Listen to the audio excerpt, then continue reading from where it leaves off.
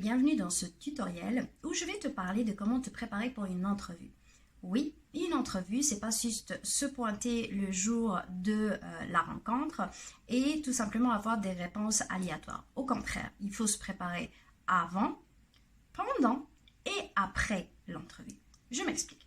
Avant l'entrevue, la clé, c'est la préparation. Une bonne préparation aide à diminuer le stress lié à l'entrevue et permet de distinguer le participant de ses compétiteurs. Comment est-ce que tu peux te préparer? C'est en te renseignant. Tu dois te renseigner sur la compagnie pour laquelle tu appliques. Et ça, c'est la moindre des choses que tu devras faire. Tu peux chercher de l'information sur son site internet, sur ses réseaux sociaux ou autres. Renseigne-toi sur son historique. Depuis combien de temps elle existe? Sa réputation, ses produits, quels sont ses différents services, mais aussi sur ses compétiteurs. Car une des choses que les employeurs apprécient énormément, c'est des candidats autonomes sur qui ils peuvent compter. Ben oui, imagine-toi à la place de l'employeur, si tu veux engager quelqu'un, c'est que tu veux avoir quelqu'un sur qui tu peux compter.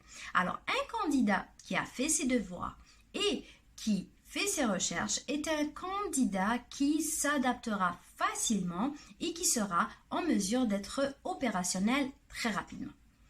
Par la suite, il te faudra te renseigner sur le poste et les tâches rattachées. Cette étape, elle va te permettre de mieux te préparer pour répondre aux questions liées au poste et aussi de mieux expliquer pourquoi est-ce que tu veux appliquer à ce poste. Elle te permettra aussi de mieux préparer tes questions concernant ton nouveau poste lorsque l'employeur te posera la fameuse question finale. As-tu des questions? Alors, pour pouvoir préparer tes réponses, en fait, sache qu'il y a des questions qui sont habituelles, qui vont être posées à chaque entrevue. Si tu as l'habitude de passer des entrevues, tu le sais, c'est pratiquement 2-3 questions qui reviennent à chaque fois. Parmi elles, je vais t'en citer quelques-uns. Ça commence toujours par « Parlez-moi un peu de vous ». Ou vous avez aussi une autre question, quelles sont vos principales forces ou quelles sont vos principales faiblesses? Que savez-vous au sujet de l'entreprise? Parfois aussi, l'employeur va te poser la question, qu'est-ce qui te distingue des autres candidats? Où est-ce que tu t'imagines dans 5 à 10 ans? Pour bien répondre à ces questions, il te faut bien te préparer. Et oui, puisque c'est les mêmes questions qui se repointent à chaque fois, il y a des astuces qui vont t'aider à mieux rédiger tes réponses et aussi à t'exercer à les dire de la façon la plus fluide et naturelle possible.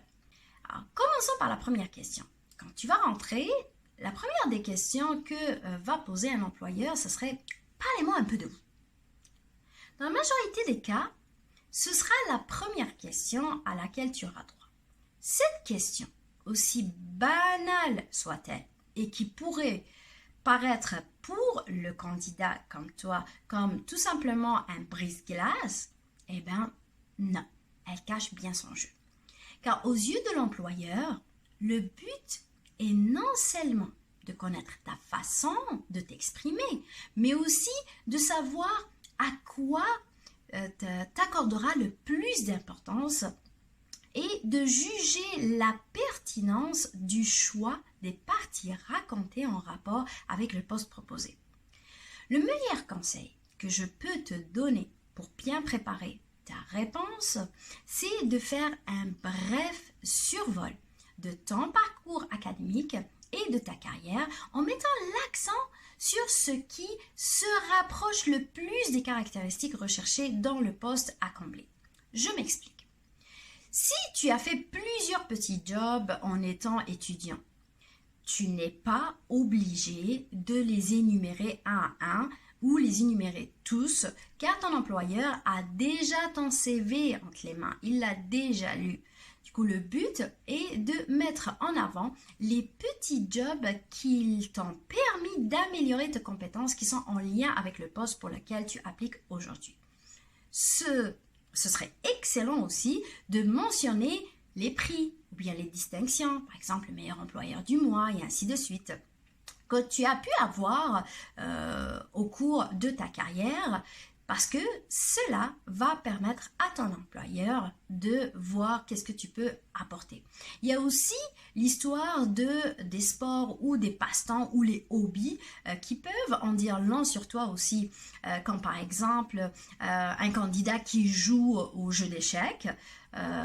C'est un candidat qui est stratège et donc a l'esprit de synthèse qui est développé. Un candidat qui joue au foot par exemple, au soccer ici au Canada, est un candidat qui sait jouer en équipe et il sait l'importance de collaborer pour atteindre les objectifs communs.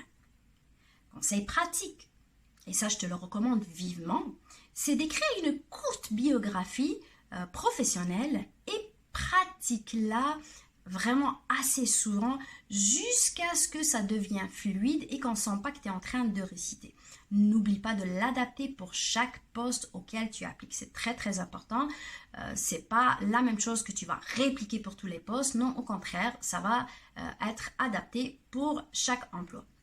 Alors un exemple, si tu avais à appliquer, ce serait de dire par exemple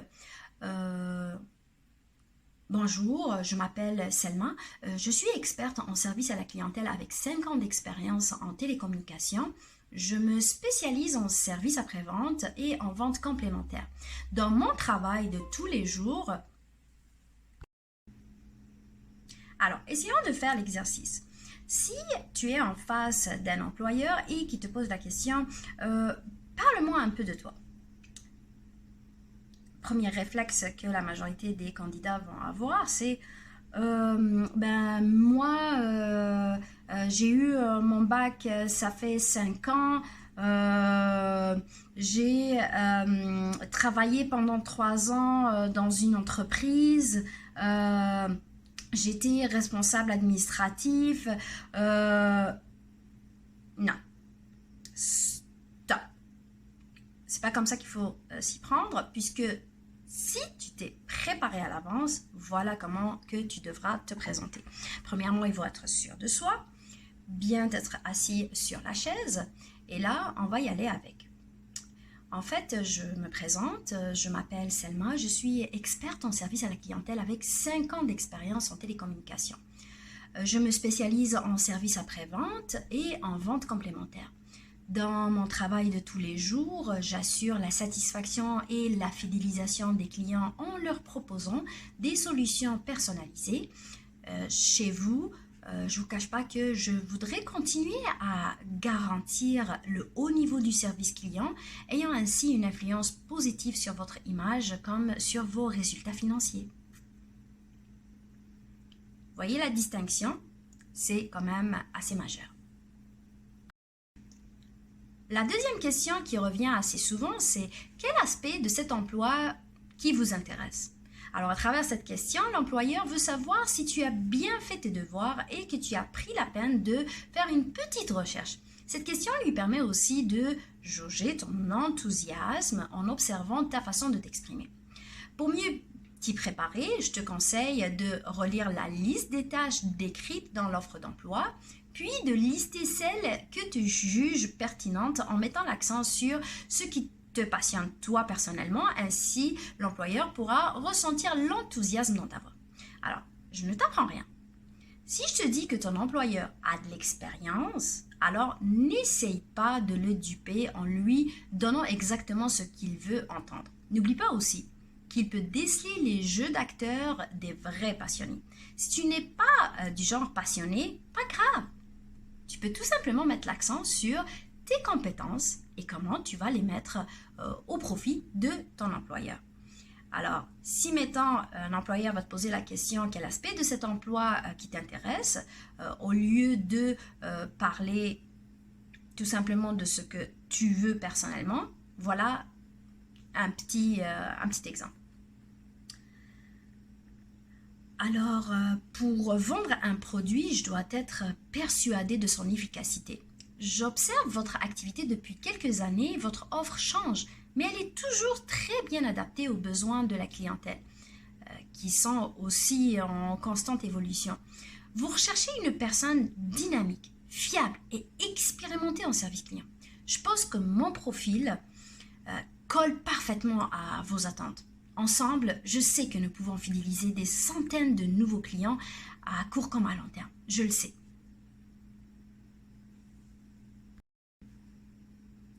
Troisième question qui revient assez souvent, c'est quelles sont vos principales forces et faiblesses? Alors, cette question peut être très déstabilisante si tu n'es pas bien préparé.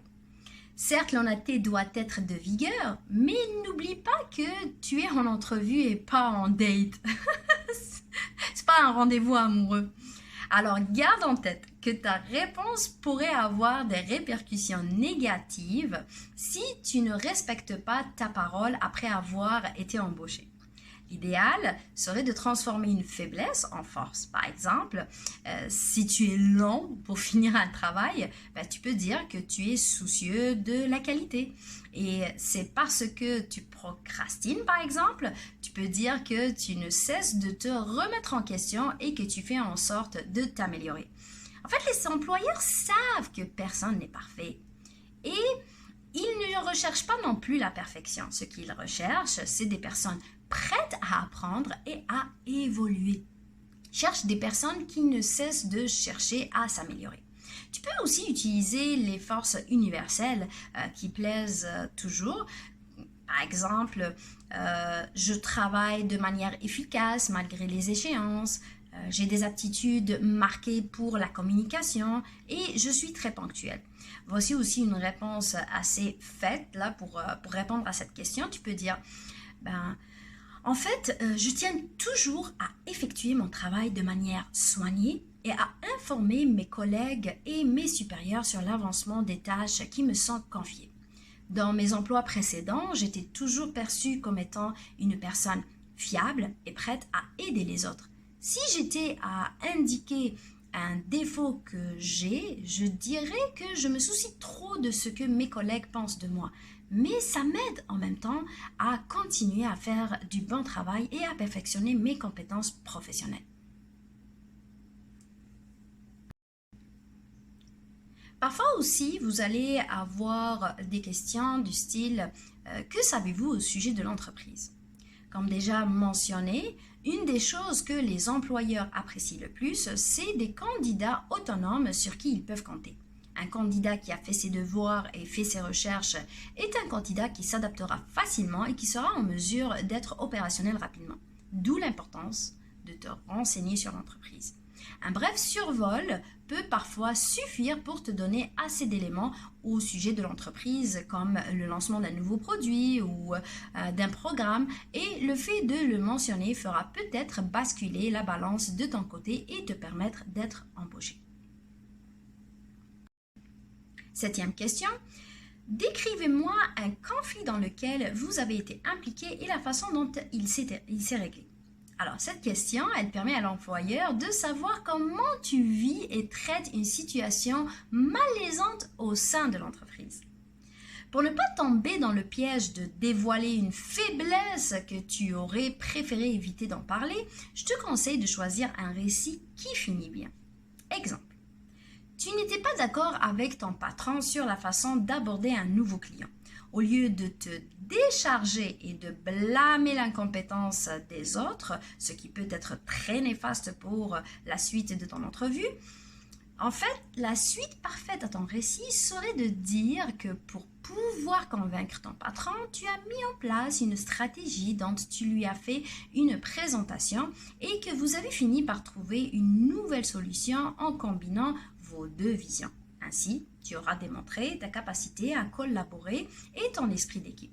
Cela dit, je ne te conseille pas d'inventer une histoire de ce genre-là, mais bien de t'inspirer de ta propre expérience. Ce que je te donne, c'est vraiment des exemples. Du coup, va dans ta mémoire, cherche une expérience qui s'est bien finie pour pouvoir la préparer pour ton entrevue. Alors, un autre exemple pour répondre à cette question.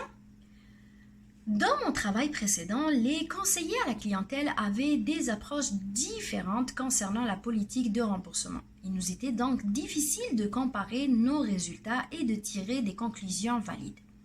Un jour, j'ai compris qu'on avait besoin de lignes directrices qui nous aideraient à bien organiser notre travail. En coopération avec 5 collègues et mon supérieur, j'ai créé un document dans lequel j'ai noté toutes les meilleures pratiques relatives au remboursement. Grâce à cette initiative, nous sommes devenus plus efficaces et il nous a été plus facile de former de nouveaux employés. Voici aussi une belle question. Où vous imaginez-vous d'ici 5 ou 10 ans? Cette question permet à l'employeur de savoir si tu comptes embrasser une carrière au sein de son entreprise. Alors, cela lui permettra de savoir si tu prévois rester quelques mois ou des années. C'est très important d'être honnête, car même si tu prévois rester que quelques mois, le fait de le dire ne veut pas dire que tu ne vas pas être retenu. Cela dépend du type d'emploi que tu vises. C'est certain qu'un candidat qui souhaite embrasser une carrière au sein de l'entreprise sera plus recherché, mais d'autres critères rentrent en jeu pour déterminer le choix du candidat retenu. Sans oublier que bien des choses peuvent changer en quelques mois et que ta réponse n'est pas forcément coulée dans le béton. Alors voici une réponse qui pourrait être une bonne inspiration. Dans mon entreprise précédente, j'ai eu l'occasion de former 3 nouveaux conseillers à la clientèle, ce qui m'a apporté beaucoup de satisfaction. Dotée d'un fort esprit d'analyse, j'aime bien expliquer les aspects techniques de mon métier et j'éprouve une énorme fierté en voyant mes collègues s'épanouir au travail. Pour cette raison, je voudrais un jour devenir responsable du service à la clientèle et assumer plus de responsabilités managériales. Et pour finir, la question, aimeriez-vous me poser des questions? Au risque de t'étonner, cette question n'est pas posée pour clore l'entrevue ou pour finir l'entrevue, mais bien une des questions qui sera la plus décisive à ton égard et qui fera pencher ta candidature vers un oui ou un non. Cette question représente ta dernière chance d'appuyer ton enthousiasme pour le poste. Si tu réponds par non, cela pourrait être interprété comme du désintéressement de la part de ton employeur. Alors voici quelques questions que tu pourrais poser à ton employeur. À quoi ressemble une journée ou une semaine de travail normale pour ce poste? Une autre question que tu pourrais poser, quels sont les objectifs attendus pour ce poste? Ou quels sont d'après vous les principaux défis à surmonter pour ce poste? Et pour finir, tu peux aussi poser la question, quelles sont les possibilités d'évolution de carrière qui peuvent s'offrir à moi?